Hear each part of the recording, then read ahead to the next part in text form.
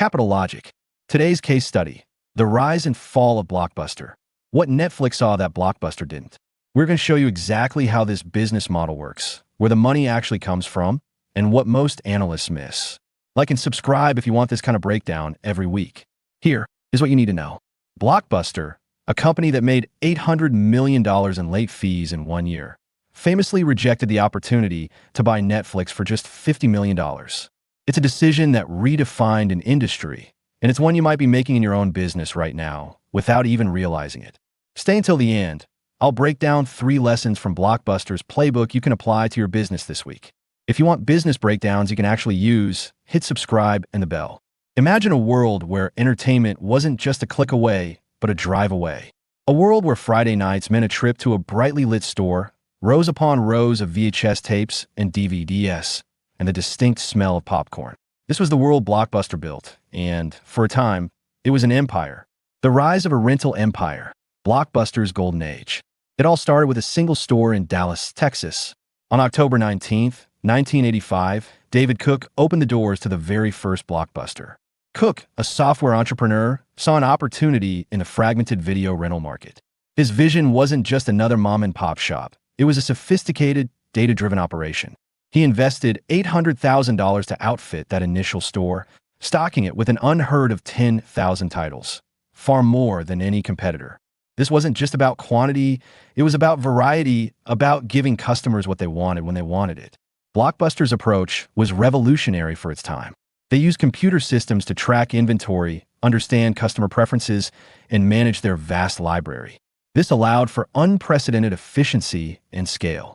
The strategy paid off, and it paid off fast. Within just 3 years, by 1988, Blockbuster had exploded onto the national scene, becoming the leading video store chain in the U.S. with 800 stores. The growth was relentless.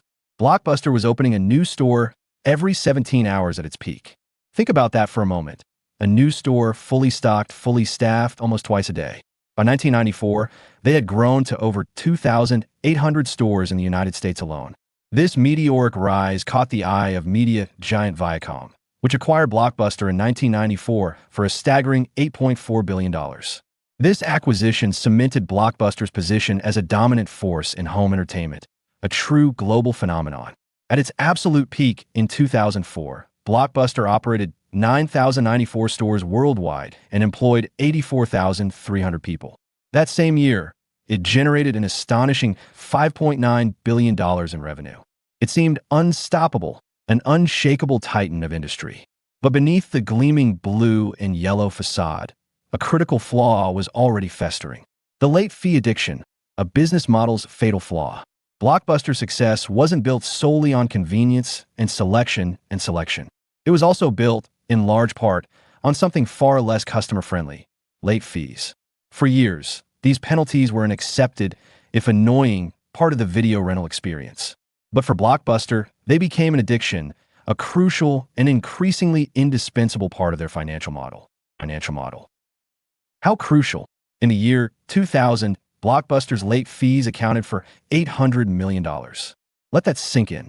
That wasn't a small bonus. That was a full 16% of its total revenue. Imagine a business where nearly 1/5 of your income comes from penalizing your customers. It's a powerful incentive, isn't it? It meant that the company, at its core, was financially incentivized for you to forget to return that copy of Apollo 13 on time. This reliance on late fees shaped everything. It influenced store policies, marketing strategies, and ultimately, Blockbuster's entire perception of its own business.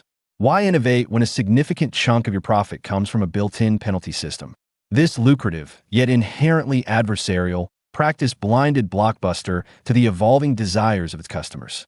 They were so focused on the immediate, tangible revenue from late fees that they failed to see the growing resentment, the simmering frustration, and the fundamental shift in consumer preference away from punitive business models. This wasn't just a minor annoyance. It was a fundamental pain point, a vulnerability that a nascent competitor was about to exploit. Netflix's disruptive seed, the missed opportunity of a lifetime. The story of Blockbuster's downfall often begins with a single, infamous late fee.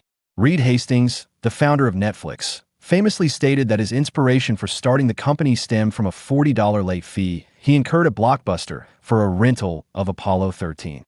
Whether apocryphal or not, it perfectly encapsulates the consumer frustration that Blockbuster's business model inadvertently fostered. Netflix launched in 1997, initially as a DVD by mail service. But unlike Blockbuster, it pivoted quickly to a subscription-based model in 1999, offering unlimited rentals for a flat monthly fee with no late fees. They addressed the core consumer pain point directly, head-on. Netflix's initial library was modest, around 900 titles, a stark contrast to Blockbuster's massive inventory. But they offered convenience and, crucially, peace of mind. Then came the moment that would forever be etched into the annals of business history. In 2000, Netflix, still a relatively small player with a novel concept, approached Blockbuster.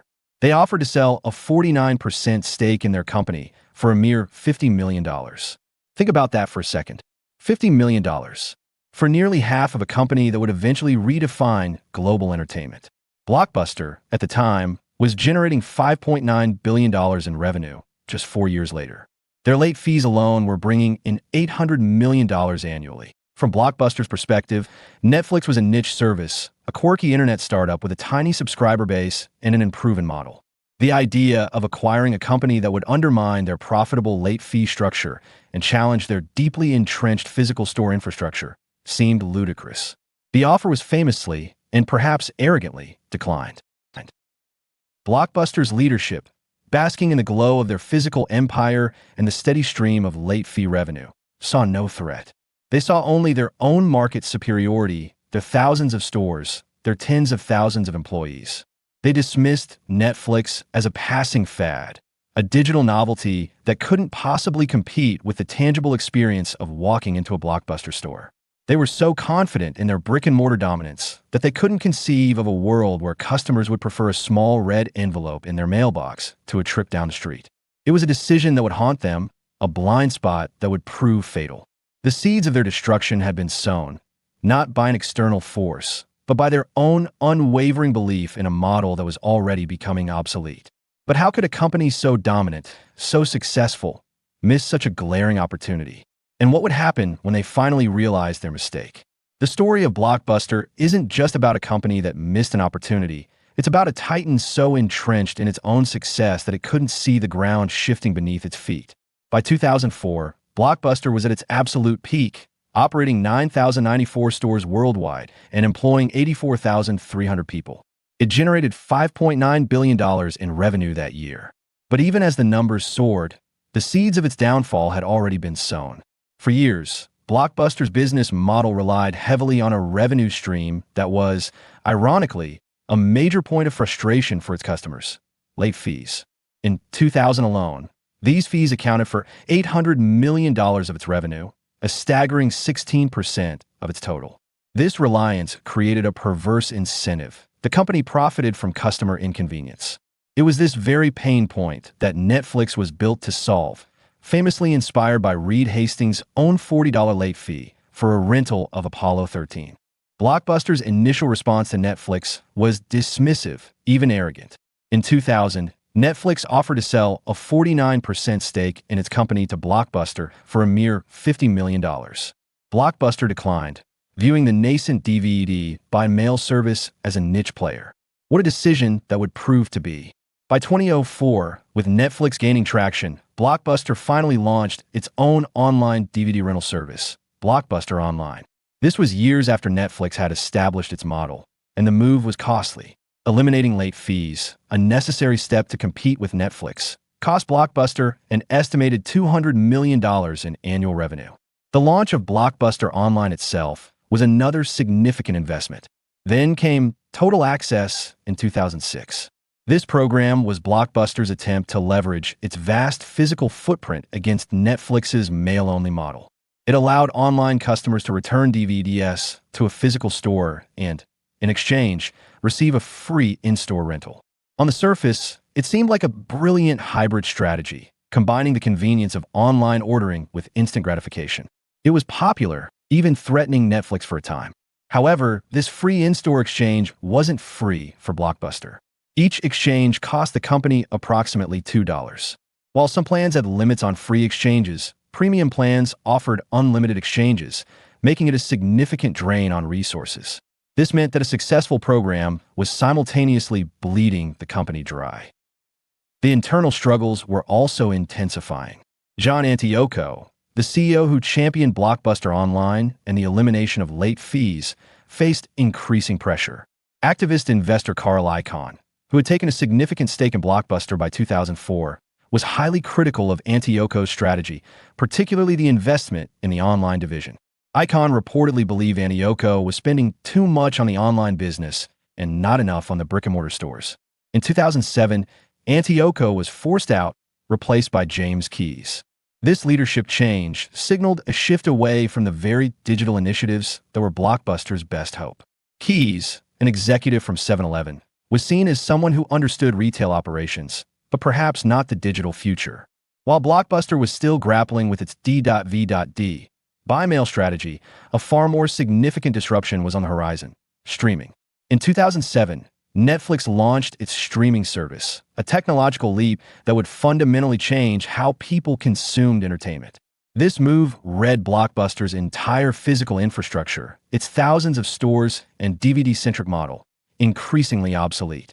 Why drive to a store or even wait for a DVD in the mail when you could instantly stream a movie to your living room? Blockbuster's market value had already plummeted by 75% between 2003 and 2005 due to competition from Netflix and Redbox. By 2006, Netflix had surpassed Blockbuster in yearly revenue, earning $80 million in profits, a clear sign of the changing tide.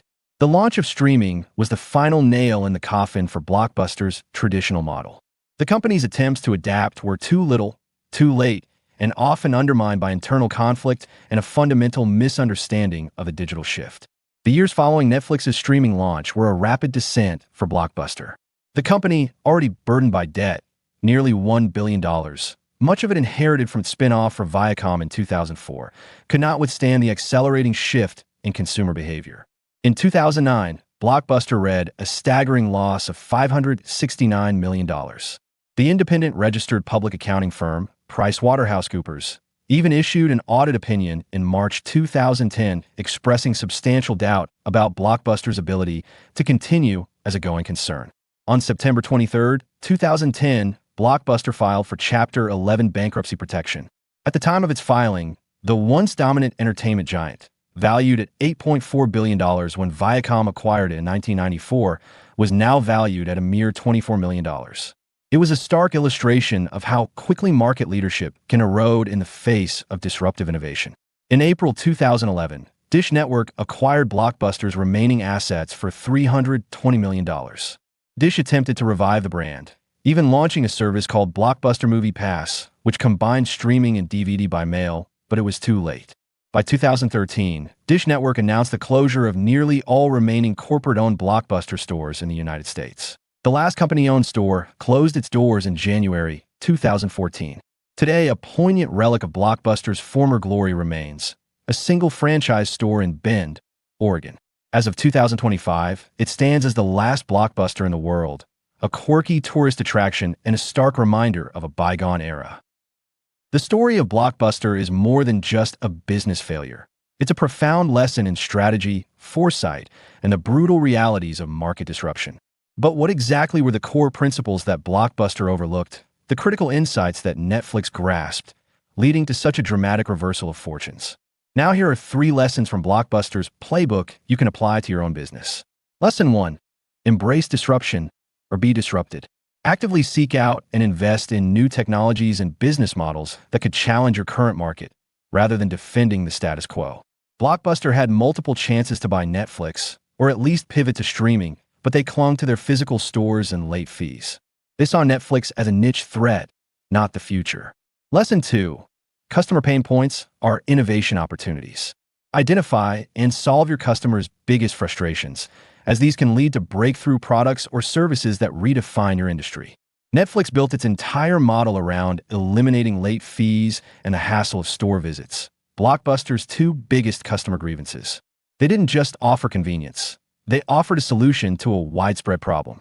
Lesson 3. Adapt or become obsolete. Continuously monitor market trends and consumer behavior, and be prepared to pivot your strategy and offerings to remain relevant and competitive. Blockbuster's failure wasn't just about missing streaming. It was about failing to evolve their core offering even as customer preferences shifted dramatically. Their business model was a dinosaur in an asteroid field. If you want more business breakdowns you can actually use, subscribe. I'll see you in the next one. That is Capital Logic's breakdown of the rise and fall of Blockbuster. What Netflix saw that Blockbuster didn't. Every business has a hidden architecture. We find it, we explain it, and we show you what it means. Subscribe and hit the bell so you never miss a case study. We'll be back with another one shortly.